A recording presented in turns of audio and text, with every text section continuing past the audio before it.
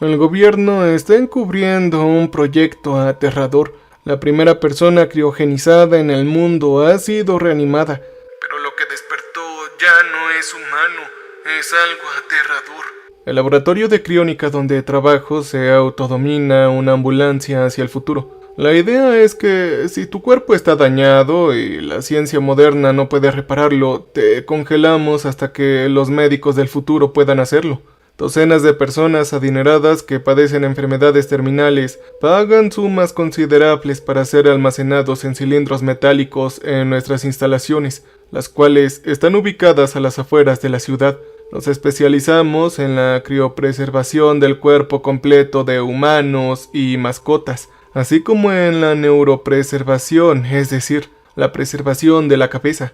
Un paciente a nuestro cuidado desde finales de los años 80, un acaudalado heredero de una fortuna petrolera que falleció de un infarto, nos pidió expresamente que intentáramos su reanimación en esta fecha, el cual habría sido el 50 aniversario de su muerte, sin importar la tecnología disponible ni la probabilidad del éxito. Nosotros cumplimos su deseo y realizamos una descongelación controlada inicial mediante procedimiento patentado, diseñado para minimizar el daño celular. Posteriormente fue trasladado a un ataúd tubular de plexiglas, denominado cápsula de descongelación, y se realizó una limpieza de su organismo. Logramos revertir con éxito el proceso de vitrificación, en el que sustituimos la sangre por metanol, etilenglicol y DMSO, y pronto alcanzó una temperatura corporal ideal. Tras estimular su sistema nervioso con una secuencia de pulsos electrorítmicos, nos reunimos alrededor del tubo de plexiglas con suministro de oxígeno en el que yacía, y entonces me quedé boquiabierto al ver que abría los ojos de par en par. Entre jadeos y susurros confusos, estallaron los aplausos al darnos cuenta de lo que habíamos conseguido.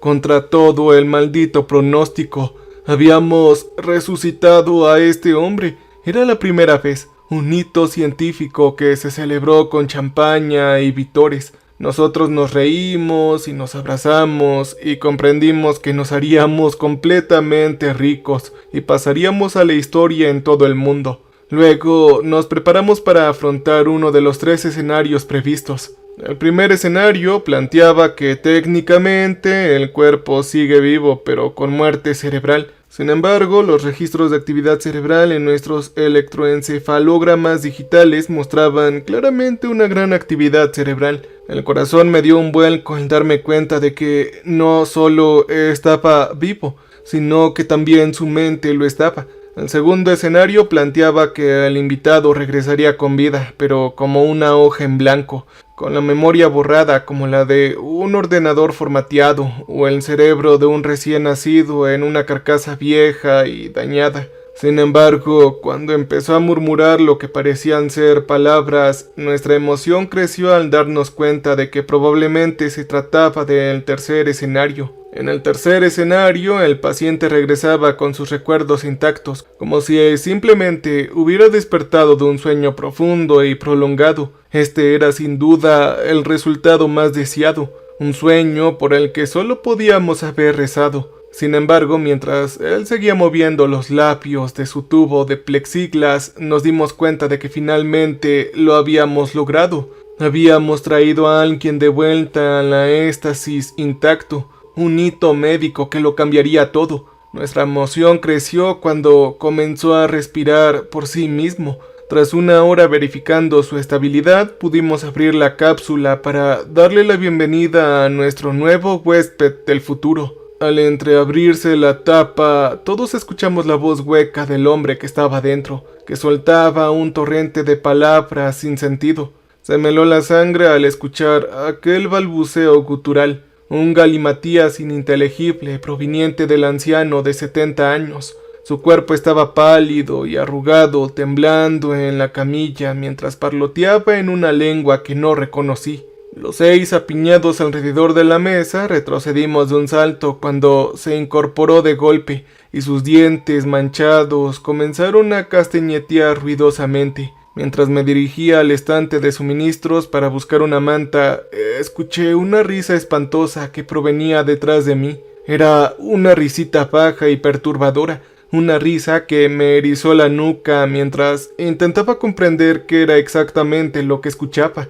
Escuché ese murmullo continuar sobre esa risita siniestra. Nuestro hombre descongelado de alguna manera reía y hablaba a la vez. Era como si tuviera dos cuerdas vocales distintas. Entonces escuché un fuerte crujido y me giré de golpe, apartándome de las mantas dobladas para ver de dónde venía aquel sonido repugnante. Era Bethany, la asistente de laboratorio. Se había desplomado de rodillas después de que el hombre resucitado le arrancara la mandíbula de un tirón, sujetándola con el puño ensangrentado al final de su brazo huesudo. Los gritos resonaban en las instalaciones mientras el tiempo parecía ralentizar la carnicería que presencié a continuación. Esas piernas flacas, antiguas y viejas se movían más rápido de lo que creía posible cuando saltó de la cápsula con una sonrisa burlona. Se movía como una máquina programada, arrancando extremidades de los torsos con fuertes chasquidos de succión de los cuerpos indefensos de mis compañeros que gritaban.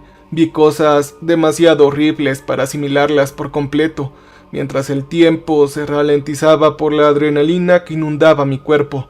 Los cráneos de mis compañeros se desplomaban, derramando su contenido, y los huesos eran despojados de su carne en segundos por los dedos huesudos del anciano. Los destrozó más rápido que nada que hubiera visto jamás, y mientras tanto su risa escalofriante resonaba como la de un chico emocionado. Yo me alejé a toda prisa del horror que se desplegaba ante mis ojos, escapando por poco de las garras rojas de los brazos flacos pero increíblemente fuertes de aquel hombre.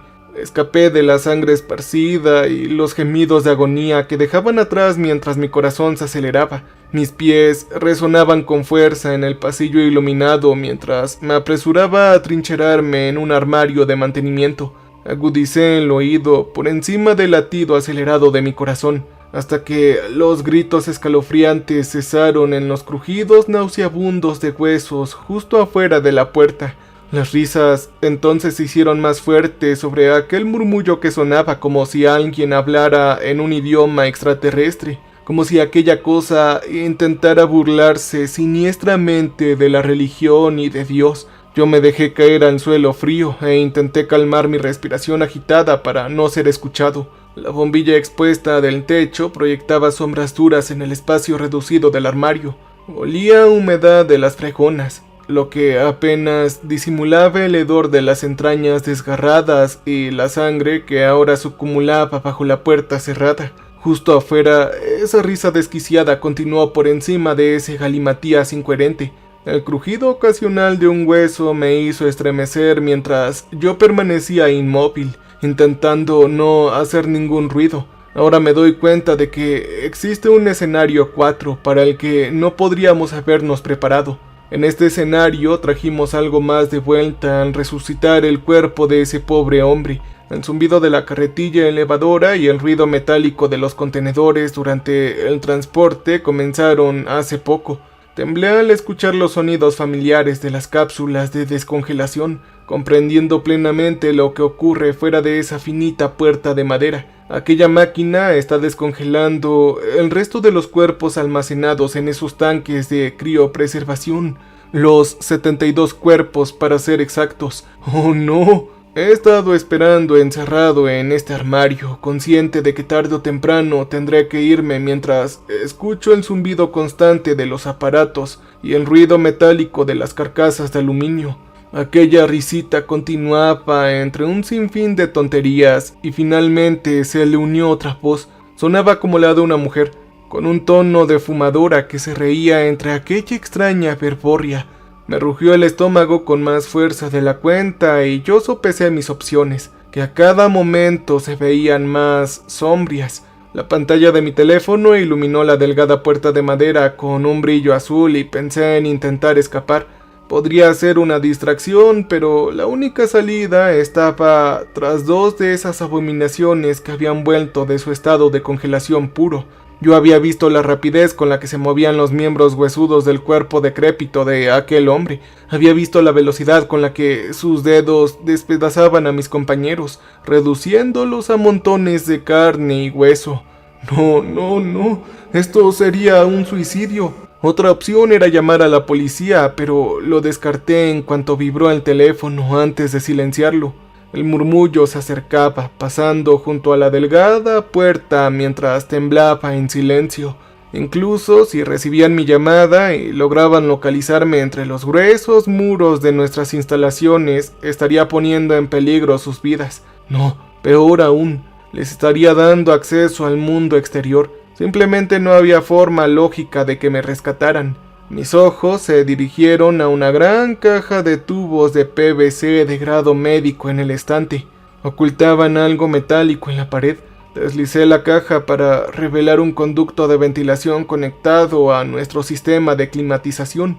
Observé el destornillador entre los fusibles, bombillas y herramientas de repuesto, organizados todos en cajas y etiquetados en los estantes, así que no había duda de que podía abrir el conducto. Solo podía imaginar el estruendo que producirían las paredes metálicas huecas del conducto de ventilación, así que con cuidado me quité los zapatos, estremeciéndome al sentir cómo mis calcetines absorbían la sangre de mis compañeros sin vida en el frío suelo. Yo esperé a que los fuertes ruidos mecánicos del proceso de desvitrificación me indicaran mi atención de actuar. En cuanto sonaron los motores, desenrosqué la rejilla de ventilación y me introduje en el conducto de aire que había detrás de la caja. Me moví con rapidez, escuchando los murmullos que se mezclaban con risas sobre el zumbido de las máquinas. Ya dentro del conducto le di las gracias a Bárbara, la directora de operaciones de la instalación, a quien solo había visto una vez por haber invertido en un sistema de aire acondicionado robusto y de última generación. Yo presioné ligeramente con los dedos mientras avanzaba con cuidado por el pasadizo metálico y me arrastraba hacia la oscuridad, hacia un tenue resplandor que provenía de un lateral del hueco. Reduje la velocidad y me detuve al llegar a una rejilla de ventilación que daba al lugar donde había tenido lugar la masacre. Aquel anciano ágil, salpicado de líquido seco y motas de tejido, se le unió ahora a una mujer corpulenta, cuyo cuerpo pálido estaba manchada de púrpura. Era como si hubiera sufrido graves daños en los tejidos durante la desvitrificación, arrastrando los pies y doblándolos hacia atrás, dejando al descubierto hebras de piel desgarrada, mientras ayudaba a nuestro crionauta recién descongelado. Su cabeza parecía deformada y su piel magullada moviéndose con dificultad mientras introducía tubos en otro cuerpo sin ropa dentro de la cápsula de descongelación. Yo me tapé la boca para no hacer ruido cuando su cabeza mutilada se giró y sus ojos rojos me miraron fijamente. Su rostro era una herida abierta de la que goteaba fluidos descongelados en una fina gelatina que le resbalaba por las costillas prominentes y también sus senos caídos. Era evidente que había muerto violentamente antes de ser congelada, por lo que parecía ser una herida de bala autoinfligida. Su tejido parecía aún más dañado por la cristalización de un proceso de descongelación fallido, pero parecía estar viva y también podía moverse. Sus ojos eran de un rojo intenso por la rotura de los vasos sanguíneos, los cuales me miraban fijamente mientras balbuceaba a través de la piel colgante de aquella boca que parecía ser una herida. Observé con creciente horror cómo sus piernas arrastraban pies retorcidos hacia la rejilla de ventilación del techo donde yo yacía. Contuve la respiración apretándola contra mi pecho mientras aquella cosa olfateaba el aire como un sabueso a la caza. Tras lo que pareció una eternidad, la horrible mujer reanimada se giró, chapoteando con sus pies sobre los restos pulposos de mis compañeros para reunirse con el anciano. Pronto otro cuerpo se incorporó con dientes castañeteando y ojos saltones y blancos.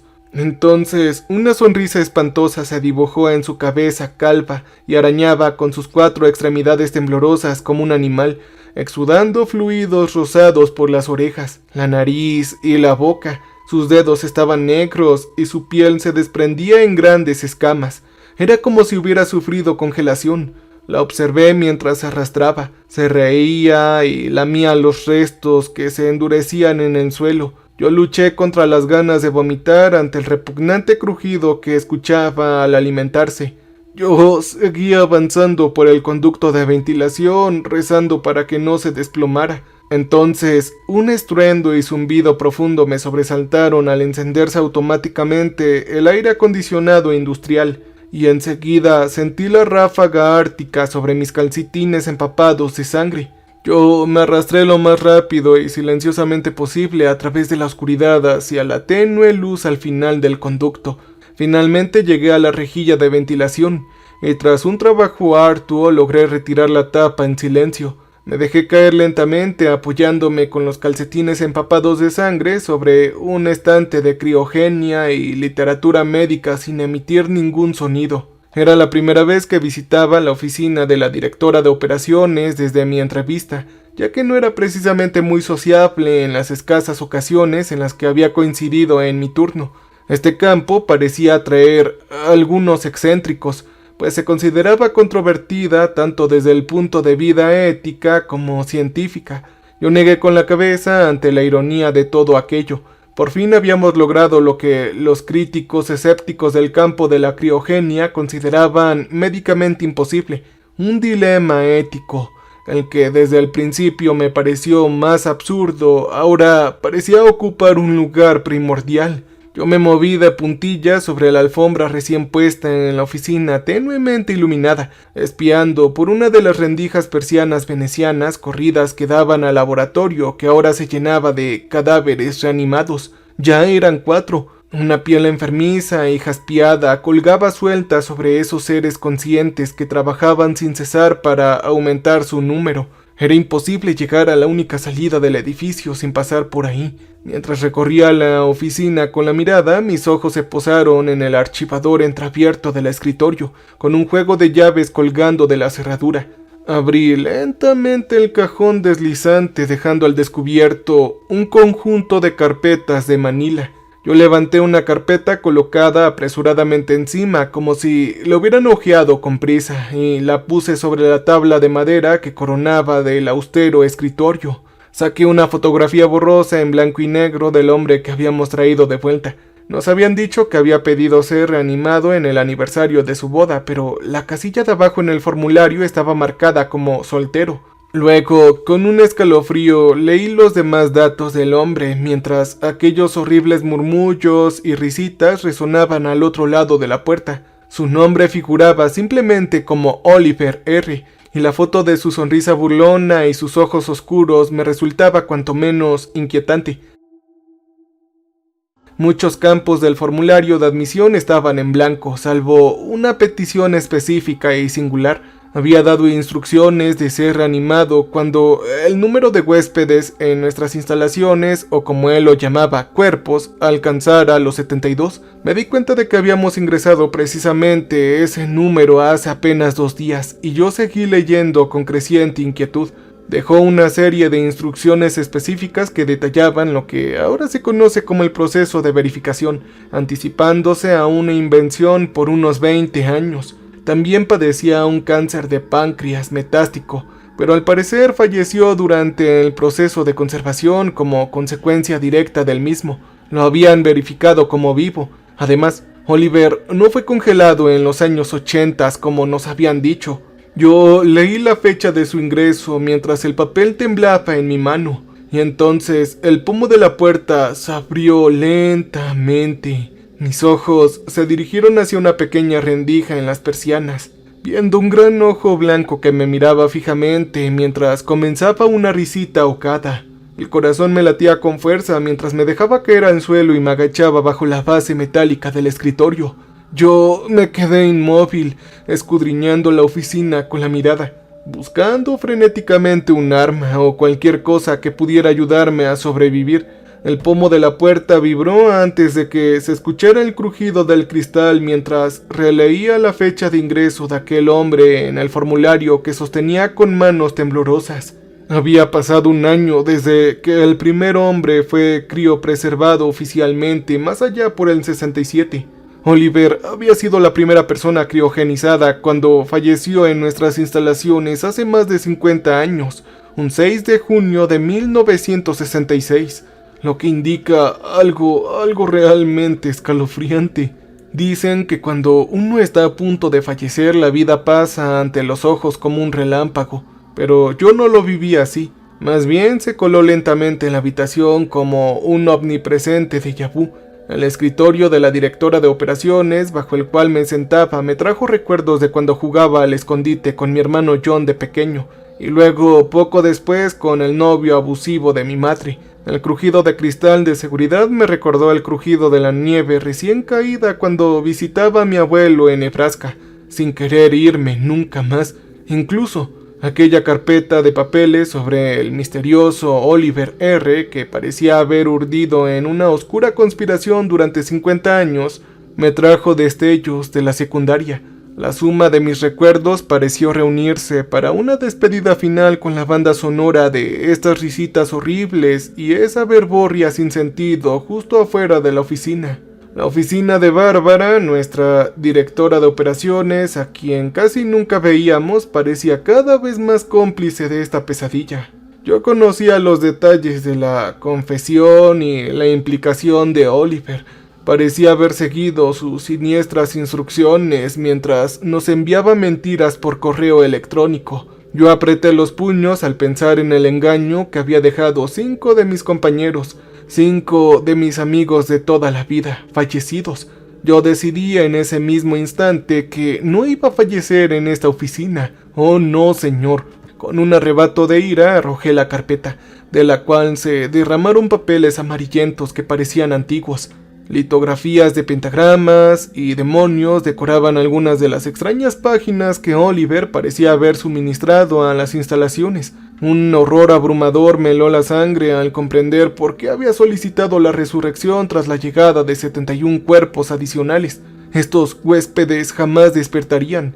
Estaban ahí para servir como cuerpos de anfitriones para lo que Oliver pretendía traer de vuelta mediante el proceso de verificación que él mismo había creado. No eran más que recipientes de carne para los demonios de las frágiles páginas que ahora cubrían la alfombra de la oficina.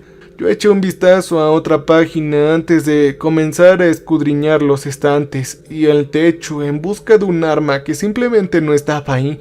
Los detalles se fueron aclarando mientras escuchaba los golpes y la lluvia de fragmentos de vitrio. Se habían añadido proteínas específicas denominadas simplemente catalizadores a los productos químicos con los que habíamos sustituido la sangre durante la vitrificación. Yo me puse de pie y hojeé los expedientes de los demás pacientes. Me encontré el patrón de cada uno de ellos.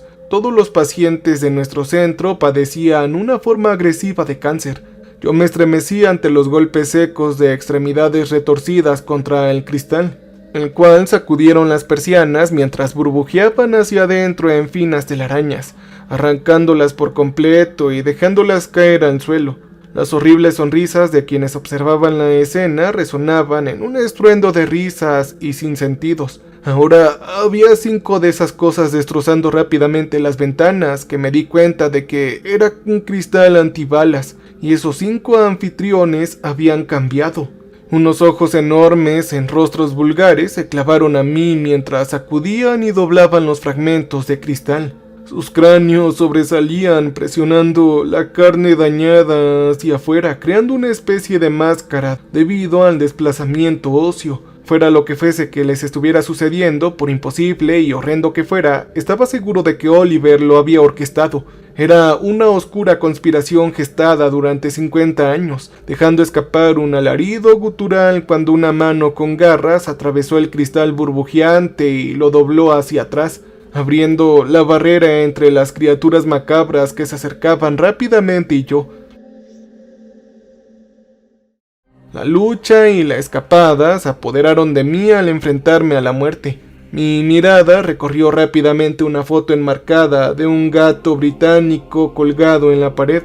La estantería con libros de medicina y literatura mucho más antiguas estaban encuadernadas en cuero, y el teléfono era de plástico, Había una cámara de seguridad apuntándome y un ordenador demasiado ligero.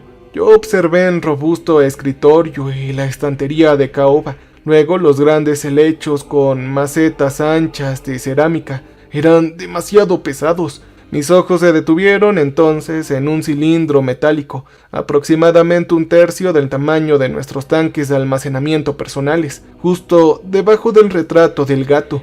Estaba adornado con una placa de bronce con el nombre Aleister. Era una cámara de criostasis para la mascota de Bárbara, quien se llamaba Bichir. Yo me deslicé sobre la mesa de madera pulida y salté hacia el tanque, desabrochando los cierres con dedos temblorosos, mientras el cristal se desmoronaba hacia adentro y esas amplias sonrisas, con ojos desorbitados y extremidades extendiéndose, desbordándose del alféizar hacia la oficina. Yo abrí el recipiente quemándome los dedos con el fluido criogénico que se derramó sobre la carne suelta de las cosas que se acercaban casi encima de mí. Yo agité el pesado contenedor, usando la fuerza centrífuga para derramar un arco de nitrógeno líquido humeante que chisporroteaba y siseaba sobre la pálida carne expuesta de aquellas cosas que ya no eran humanas. Me esperaba que el efecto Leidenfrost los evaporara, pero su temperatura corporal claramente inferior permitió que la escarcha blanqueara las zonas de su piel amoratada al congelarse. La distracción fue suficiente para darme una pequeña tregua. Yo repetí el amplio arco N2 derramando el resto del líquido y el cadáver congelado y peludo del gato, el cual se estrelló contra la cara burlona del que se arrastraba mientras balbuceaba con lenguas. Un tercer golpe del pesado contenedor lo hizo añicos, arrancando dedos y trozos de piel de los cuerpos cada vez más lentos del grupo.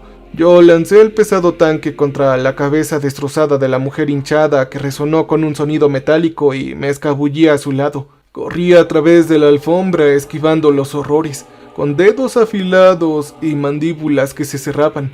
Unas puntas huesudas rozaron mi estómago antes de que pudiera apartarme. En una maniobra desesperada salté por encima de la ventana rota de la oficina y corrí directo a la puerta, lejos de esas cosas. Maldije al darme cuenta de que mi tarjeta de acceso estaba en mi escritorio y no tenía forma de abrir la puerta. La angustia que sentía pronto se transformó en alivio al divisar la tarjeta de plástico en el lodo rojo brillante frente a mis compañeros fallecidos en el suelo, y yo corrí hacia ella casi por instinto. Despejé la tarjeta magnética del cemento pegajoso y corrí hacia el lector. El reflejo en el cristal oscuro mostraba a un perseguidor que se acercaba rápidamente. Era un hombre recién descongelado, musculoso y ágil como nunca antes había visto. Con un movimiento rápido yo me agaché, levanté un pesado taburete con ruedas y lo giré hacia las fauces de aquel bruto. Con un crujido y un traqueteo, los dientes se esparcieron por el suelo como dados. Un músculo de mi costado me gritó al abrir la puerta con la tarjeta, y salí disparado del edificio hacia el aire fresco del otoño, deseoso de alejarme lo más posible de los horrores que se escondían ahí. Solo sentí el doloroso pinchazo en el costado después de escuchar el goteo de líquido que salía de mi bata de laboratorio. Era rojo oscuro, desgarrado junto con la carne por los ágiles dedos muertos de una de esas cosas de aquella oficina. Yo me tambaleé hasta mi coche, lo abrí y me metí ahí adentro, luchando contra la inconsciencia mientras la abundante pérdida de sangre me tentaba a dormir. Pero yo metí la llave en el contacto cuando dos subs de modelo reciente entraron al estacionamiento y bloquearon la salida detrás de mí. Yo me dejé caer en el asiento del conductor fuera de la vista, mientras mi corazón latía con fuerza. Por el retrovisor vi a varios hombres corpulentos salir de los vehículos. Sus anchas cabezas rapadas asomaban por debajo de cuellos de tortuga y abrigos de cuero negro. Parecían un equipo de seguridad, algo que nunca había visto en nuestro laboratorio. Rostros estoicos descansaban sobre sus hombros rígidos con las manos a la altura de la cintura, listos para acceder a sus armas ocultas. Yo alcancé a ver el cabello teñido de rojo de Bárbara en uno de los vehículos mientras los hombres observaban los alrededores y le devolvieron el saludo con un gesto de cabeza. ¡Maldición! Yo me desplomé para ocultarme por completo mientras dos hombres desmontaban y desplegaban las culatas y los cañones de armas automáticas compactas con un sonido metálico y luego daban órdenes a gritos. Escuché el portazo de la camioneta y me pregunté si aquellos tipos eran militares, pero mi visión se nubló y el dolor sordo en mi costado se volvió mucho más insoportable con cada segundo. Miré hacia abajo, hacia mi estómago, y vi un bulto rosado y brillante que sobresalía de la sangre roja que brotaba de mi herida. Pensé en lo curioso que era ver mis propios intestinos, los cuales parecían difuminarse y oscurecerse hasta volverse negros. «Parece que tenemos un cabo suelto por ahí, encuéntrenlo y mátenlo», ordenó Bárbara con voz áspera a los hombres armados mientras yo me inclinaba hacia un lado. Yo me desmayé pensando en la cámara de su oficina, comprendiendo plenamente que el cabo suelto al que se habían referido era nada más y nada menos que yo. Ahora un grito rouco y seco me despertó desde fuera de la ventanilla del coche. Estaba temblando y sentí el estómago pegado a la sangre seca del asiento de vinilo. Me mordía el labio con fuerza mientras me levantaba con dificultad, oyendo un sonido parecido al de una barrita de fruta despegándose del plástico al separar la sangre coagulada de mi estómago con cierta resistencia. El dolor me agudizó al incorporarme, despejando el bulto rosado de mi intestino que sobresalía del asiento mientras las lágrimas me corrían las mejillas. Al asomarme por la ventana, se me aceleró el corazón al ver a un tipo corpulento, con un aspecto de portero, gorro de lana y nariz de boxeador, el cual se dirigía directamente hacia la ventanilla del conductor con una submetralladora compacta en las manos enguantadas. Yo actué por instinto, girando la llave en el contacto, y el motor arrancó con un zumbido.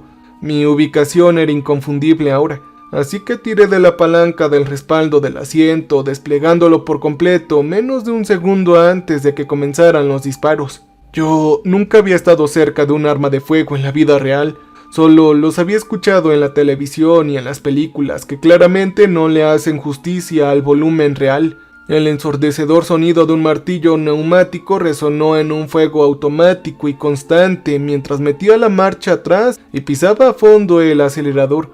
La ventanilla del conductor estalló hacia adentro, esparciendo fragmentos de vidrio por todo el coche como si fueran sal gruesa. Yo luché contra el volante mientras las balas golpeaban la puerta y atravesaban el parabrisas, y las puertas y el capó. El olor penetrante de la pólvora me llenó las fosas nasales y mis oídos zumbaban al ritmo del golpeteo sordo de las balas que acribillaban mi Honda Civic. Yo tenía que obligarme a despertar, luchar contra el sopor provocado por la pérdida de sangre. Mi coche rebotó contra el bordillo y giré el volante bruscamente para intentar recuperar el control. Yo frené en seco, dejando escapar un grito desgarrador mientras mis entrañas heridas presionaban contra la abertura de mi abdomen. Las balas retumbaban con fuerza contra la carrocería de mi coche mientras me dirigía a toda velocidad hacia la entrada. La única salida era a través de esa otra camioneta pesada, así que giré el volante bruscamente, casi perdiendo el control al chocar contra el guardabarros cromado que abolló la puerta del copiloto. Un hilo de baba se me escapó de la boca mientras gritaba, y el dolor me oprimió el estómago por el movimiento manteniéndome alerta. Empujé la camioneta hacia atrás y tras cambiar de marcha aceleré hacia el coche del pistolero negro, rozando el lateral del mío y me colé por el hueco que se había formado. Yo recorrí a toda velocidad el asfalto de la entrada de nuestras instalaciones, respirando con dificultad al llegar finalmente a la carretera. Una vez fuera del alcance de los disparos, marqué rápidamente a mi buen amigo Rick, poniendo el teléfono en altavoz con mis dedos ensangrentados mientras sonaba. Aceleré por la autopista mientras los demás conductores miraban boquiabiertos mi coche, ahora destrozado por docenas de agujeros de bala y cristales rotos, que zigzagueaba mientras luchaba por mantenerme despierto. Una mujer rubia y enfadada me levantó el dedo de en medio desde el volante, después de que yo le pitara demasiado, hasta que un fuerte claxon me despertó de golpe. «¿Qué pasa, amigo?», preguntó la voz de Rick desde el teléfono en mi asiento mientras mi coche rozaba el separador lanzando chispas. Un niño de pelo rizado me miraba desde la parte trasera de la minivan de sus padres. Yo era, a sus ojos, un hombre con aspecto enfermizo, cuyo coche lleno de agujeros zigzagueaba peligrosamente por la autopista. «Oye, Rick, escúchame con atención. Algo horrible ha ocurrido en el laboratorio», expliqué con voz temblorosa mientras el claxon estridente de un camión sacudía mi coche. Yo me puse alerta y volví a mi carril sintiendo sangre caliente en el trasero. Me miré en el espejo retrovisor. Yo estaba pálido como la muerte porque perdí mucha sangre. «¿Dónde estás? Dios mío, ¿qué ruido es ese?». La voz de Rick se convirtió en un sonido ininteligible mientras yo luchaba por mantenerme despierto. «Lo lamento, Rick. Hemos traído algo terrible aquí. Estoy sangrando demasiado», dije mientras intentaba explicar algo que ni siquiera comprendía. Esos cuerpos reanimados habían fallecido hace mucho tiempo, cuando esas personas murieron inicialmente. Incluso Oliver, ese horror de ojos desorbitados y parlanchín, claramente no era el hombre que había entrado en la criogenización. Fuera lo que fuese ese catalizador que Oliver había infundido en los químicos de vitrificación, lo había transformado en algo salido de una pesadilla. Demonios, tal vez mutaciones o algo más. La verdad es que no lo sabía, pero era obvio que Bárbara estaba involucrada. «¿De qué demonios estás hablando? Estoy un poco ocupado, ¿qué pasa?», preguntó él confundido. «Esas cosas que están en nuestro laboratorio no pueden salir, por favor. Si no logro estar con vida, quemen ese lugar hasta los cimientos». Intenté explicar, pero mis palabras salieron lentas e ininteligibles. «¿Tu negocio de helados de agua en la I-70? ¿Qué cosa?», preguntó Rick con una risa nerviosa. Odiaba cuando lo llamaba así. «Me estás asustando un poco, hombre. ¡Hola! ¡Hola!». El teléfono salió disparado al suelo cuando mi coche se sacudió al recibir el choque por detrás. Más allá de mi pálido reflejo, miré hacia el todoterreno en el retrovisor. Por mucho que mi coche hubiera cumplido su función, era imposible que escapara del vehículo que me perseguía. Necesitaba testigos, demasiados. Yo vi la señal de salida y me desvié hacia el carril, esquivando bocinas y conductores furiosos. Yo luché contra la fuerza centrífuga mientras descendía por la sinuosa rampa de salida, rozando la barrera de cemento y finalmente llegando a una concurrida intersección. Estaba en el centro y las aceras estaban llenas de gente comiendo. Tenía apenas unos segundos para encontrar un hueco en la acera mientras perdía y recuperaba la conciencia. El coche zigzagueaba por la calle estrecha, golpeando al pasar por encima de los arbustos de la mediana, cuando encontré la fachada de lo que parecía ser una tienda de ropa que había cerrado. Yo respiré hondo y apreté los dientes, buscando un hueco entre los grupos de hombres vestidos de manera informal que estaban comiendo. Sentí un dolor punzante en el estómago cuando mi coche se subió a la acera y se estrelló contra la tienda vacía. El estallido de los cristales y el chirrido del metal retorciéndose estallaron en un crescendo de ruido, y el coche retumbó como una lata de pintura temblorosa antes de impactar contra la pared. Mi último pensamiento fue rezar para que llegara una ambulancia antes que el pistolero, y luego yo me desmayé. No sé cuánto tiempo estuve inconsciente, pero fue bastante. Poco a poco fui recobrando la conciencia y vi una luz brillante sobre mi cabeza. Miré hacia abajo, a mi estómago vendado, aliviado de haber recibido atención médica pronto, probablemente en el hospital St. John's. Yo estaba vivo. Unos tubos transparentes salían de mis venas, y me preguntaba cómo era posible que aún sintiera tanto dolor después de la vía intravenosa, y por qué no llevaba una bata de hospital. En pocos instantes mi vista borrosa se enfocó en el tipo de luces que veía cada día de 10 a 7. No, yo pensé. Pero detrás de ellos estaba el mismo tipo de techo blanco, de laboratorio, de criogenización, de una habitación que yo desconocía. Intenté levantar mis manos, pero las tenía atadas por las muñecas. El corazón me latía con fuerza mientras levantaba la cabeza de la camilla y veía el plexiglas que me rodeaba las piernas y el torso. Entonces escuché la voz de una mujer a mis espaldas. «Has causado un buen lío, hombre. Los daños son demasiado grandes como para pagarlos con tu sueldo», dijo Bárbara con un tono cortante y desdeñoso. «Y lo que le has hecho a mi bebé, a mi gato». Su voz se apagó con un dejo de tristeza antes de hacer una pausa para recomponerse. Yo intenté liberarme, pero unos torniquetes de goma me sujetaban firmemente a las barras metálicas de la cuna.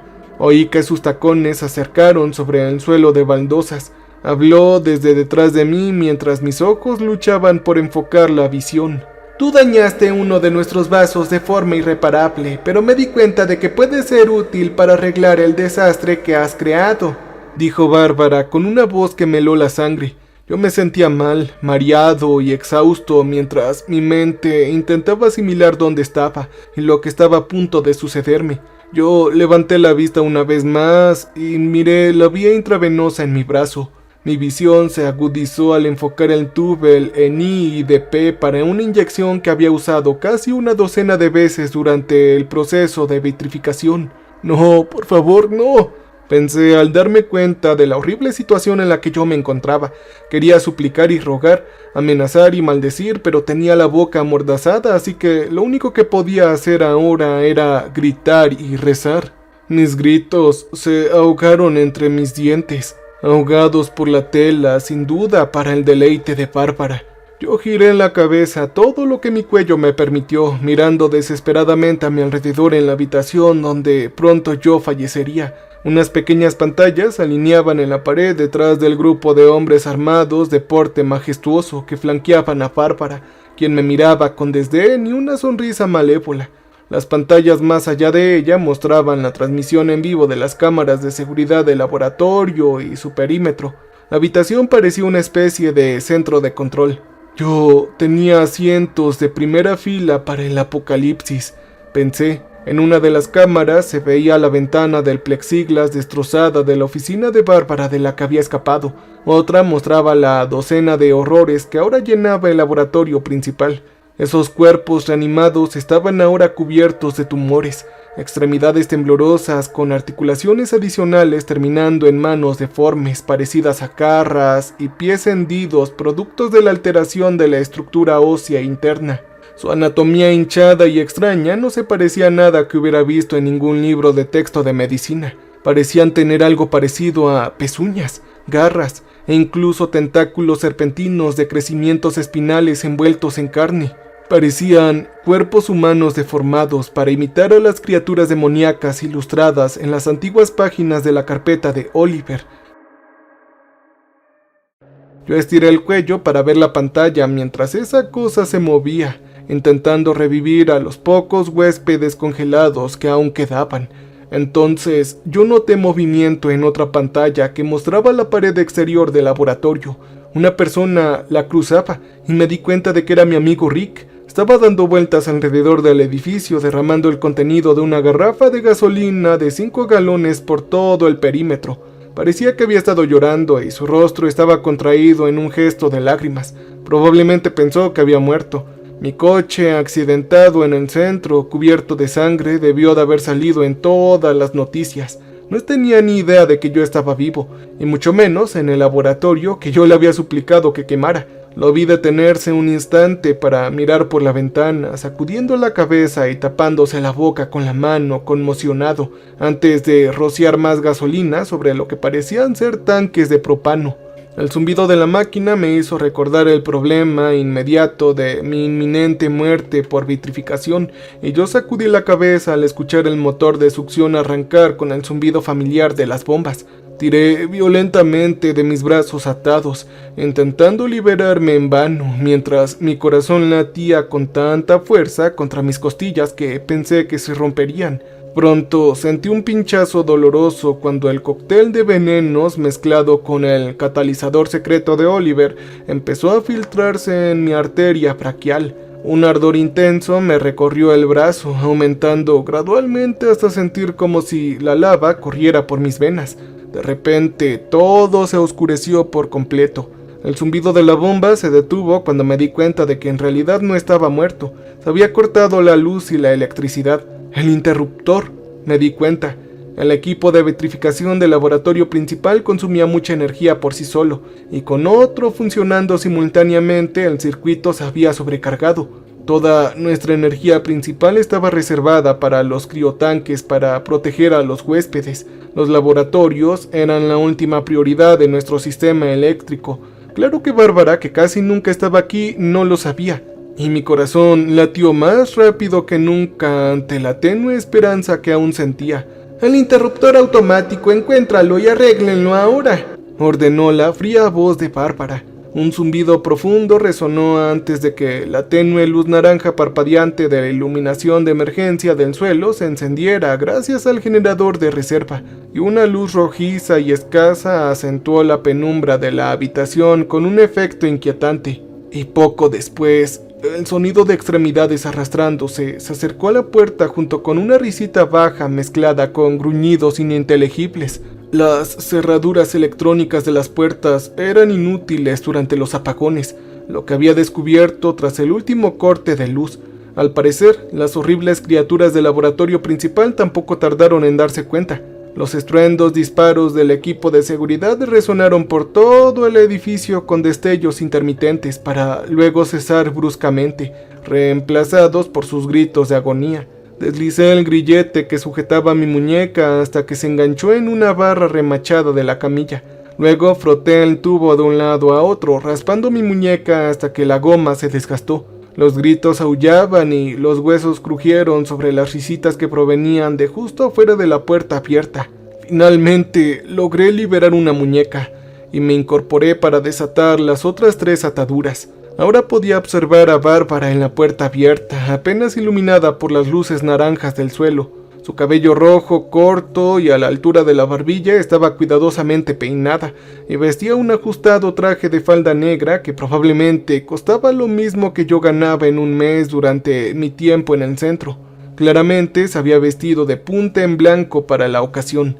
Pude distinguir unos pentáculos de obsidiana negra que colgaban de sus orejas mientras miraba algo alto y ondulante que se balanceaba entre las sombras justo detrás de ella a través de la puerta abierta. Y entonces habló. «Yo fui quien te trajo de vuelta», le dijo a la criatura que había despedazado a su pistolero, reduciéndolo a gajos de carne húmeda. «Yo soy tu fiel seguidora y descendiente de Oliver, quien hizo posible todo esto». Ella extendió los brazos frente y el esmalte negro de sus uñas reflejó el cálido resplandor de la iluminación de fondo. Su voz era tranquila y serena, a pesar del reguero de sangre que quedaba de su equipo de seguridad. Trozos de carne y fragmentos de órganos yacían esparcidos por las pantallas de los monitores, incluyendo una que mostraba a un Rick muy deprimido vertiendo gas en la parte trasera del edificio. «Entra ya, todavía nos quedan 6 más, por favor». La frase de Bárbara terminó con un sonido parecido al de una nuez al partirse, mientras los largos dedos de una mano deforme se deslizaban sobre su cabeza y se cerraban en un puño. Su cuerpo exhaló el último suspiro de vida antes de desplomarse en un montón sangriento junto a los demás cadáveres. Yo me desaté rápidamente el torniquete que me apretaba el tobillo y salí de la cápsula de descongelación helado y aterrorizado. Entonces esa maldita cosa entró en la habitación. Tardé en reconocer aquel amasajo andante de pedazos como el primer hombre que habíamos revivido. Su cabeza estaba extrañamente agrandada, envuelta en una piel suelta y colgante que se balanceaba al acercarse. El torso ancho como un barril y con astillas deformadas estaba sostenido por múltiples pares de extremidades fibrosas. Bajo las sienes, como canicas negras que parecían ojos, habían pequeñas heridas que parecían bocas llenas de dientes afilados. Parecía como si le brotaran 2 cabezas nuevas a cada lado de la suya. Caminó hacia mí con esas extremidades largas y delgadas, riendo con esa risa demente, y luego me olfateó con sus fosas nasales dilatadas. Estaba a centímetros de mi cara, exhalando un aliento húmedo y acre antes de regresar pesadamente al cuerpo de Bárbara para alimentarse con sus grandes mandíbulas que chasqueaban. No tenía ni idea de por qué esa cosa me había perdonado la vida, pero no tenía tiempo para averiguarlo. En el monitor, Rick regresaba de su camioneta con un cóctel molotov en las manos temblorosas, listo para incendiar el laboratorio tal como lo había pedido. Yo corrí dolorosamente por el pasillo, ahora repleto de media docena de esas horribles criaturas desde que abrieron los candados. Pasé junto a esas cosas que trascendían la comprensión humana mientras yo corría hacia la salida. Sus rostros se habían abierto formando bocas adicionales, con astas, dientes largos y picos brillantes que sobresalían de un tejido rosado. Rostros que habían crecido de bocas y fosas nasales, cráneos de animales asomándose de una carne traslúcida y venosa, Esperaba que se abalanzara sobre mí, que me destrozara, pero no parecía interesarle. El tiempo se alargó mientras seguía el rastro naranja de la luz del suelo hasta la salida, pasando junto a hocicos olfateando y abominaciones risueñas, hasta que irrumpí en el sol brillante y el aire frío del otoño y vi el rostro confundido de Rick. Llorando, corrí hacia él, tosiendo por las fuertes vapores de gasolina para su sorpresa y alivio. ¡Lánzalo, ahora!, grité, pero Rick se quedó atónico y paralizado, temblando al verme aparecer durante unos segundos. Yo volví a gritar y él encendió el cóctel Molotov y lo lanzó por encima de mí dentro del edificio. Un silbido de ignición provocó una onda expansiva de calor que casi me quemó la piel mientras corríamos por la hierba fría alejándonos del edificio en llamas.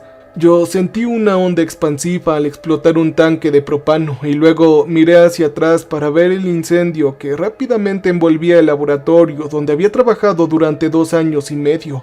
Una columna de humo negro se elevó sobre el muro de llamas que retumbaba con más explosiones de bombonas. Rick se había lucido con la pirotecnia. Me llevó a su camioneta donde nos sentamos y observamos el incendio en silencio mientras el edificio ardía antes de que pudiera escapar. Vigilamos atentamente asegurándonos de que ninguna de esas cosas lograra salir. Solo acepté que me llevara al hospital cuando se acercaron las sirenas de los camiones de bomberos. Durante el trayecto le expliqué toda la terrible experiencia. Normalmente tan bromista, estaba callado y con la mirada perdida. Se notaba que lo que había visto lo había dejado en estado de shock y no lo culpaba. Asintió mientras le recalcaba lo cerca que había estado de la muerte, pero no dejaba de mirarme fijamente, como si algo anduviera mal en mi rostro.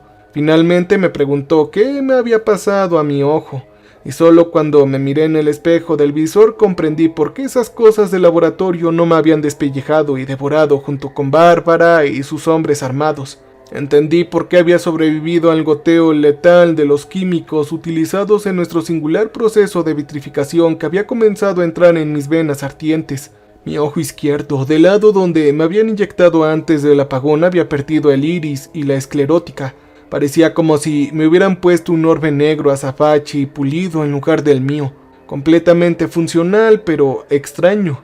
Entonces se me erizó la piel y grité cuando una voz resonó en mi cabeza fuerte, nítida y llena de odio. Cuando tú mueras, yo tendré el control. Ahora yo hago todo lo posible por seguir adelante y a pesar de que casi me quemo vivo, acepté la petición de Rick de ser su padrino de bodas en enero. Tenía la esperanza de empezar a trabajar a tiempo parcial en un centro de investigación oncológica a las afueras de Kansas City, pero con mi nueva enfermedad podría resultarme imposible. Desde que ese compuesto entró en mi torrente sanguíneo, esa voz en mi cabeza me atormenta, me critica y me implora que me quite la vida de una vez. Su tono resonante y condescendiente me ordena usar mi seguro de vida para ayudar a mi familia. Lanza gritos estridentes para intentar hacerme tropezar y provocar un accidente al conducir, enchufar algo, cambiar una bombilla o simplemente mantener el equilibrio en una silla, salivando ante la perspectiva de mi muerte cuando finalmente pueda tomar el control. Yo me tatué la frase "no resucitar" en la clavícula y las muñecas y pedí que me incineraran inmediatamente después de mi fallecimiento. Pero esa voz me dice que no será suficiente y que cuanto más espere, más horribles serán las consecuencias que les hará a mis padres, a mi hermana e incluso a mis sobrinos. Me atormenta y se burla de mí en esta áspera, constante y llena la cabeza con imágenes repugnantes y violentas, mientras describe con lujo detalles las atrocidades que les haría a todos los seres vivos que ve. Me despierta en plena noche con gritos obscenos y me insulta cuando intento escribir o leer, desgastándome día tras día. Algunos días me dice que me corte las venas o que me tire por la ventana, que ya acabe todo.